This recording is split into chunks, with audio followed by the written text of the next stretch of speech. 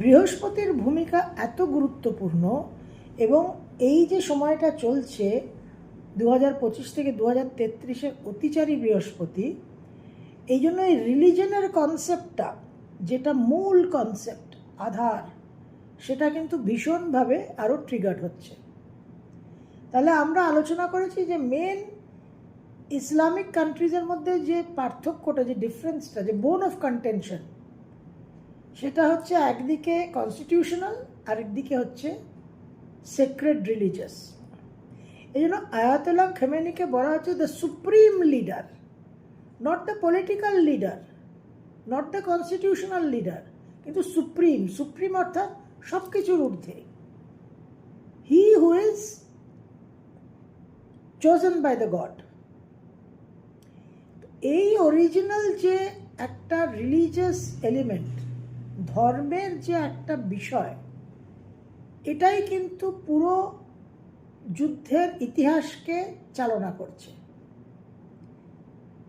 এই পুরো Christian, Jewish, Islamic যে কমিউনিটি, এদের মধ্যে যে থিঙ্কিংটা, সেটা কি? যে প্রথমে ঈশ্বর এলেন, এসে মোজেসকে তার বার্তা দিলেন, মোজেস মানুষের মধ্যে তার বার্তা ছড়ালেন, সেখান থেকে ইহুদিদের জন্ম হলো।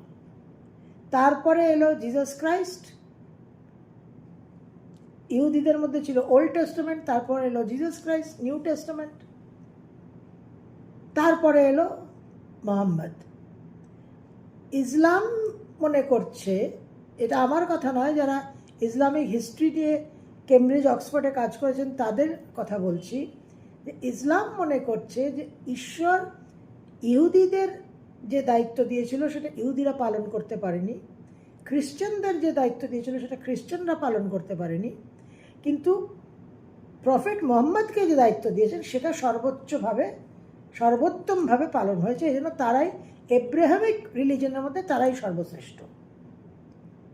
এবং সেখান থেকে একটা তাদের প্রফেট, তাদের নবীর মৃত্যুর পর যে সমস্যাটা হলো, যে চোজেন ওয়ান, প্রফেটের বংশধর প্রফেট হবে, লিডার, নেতা হবে, নাকি সাংবিধানিক মতে মানুষ সিলেক্ট করবে, এখান থেকেই সমস্যার শুরু।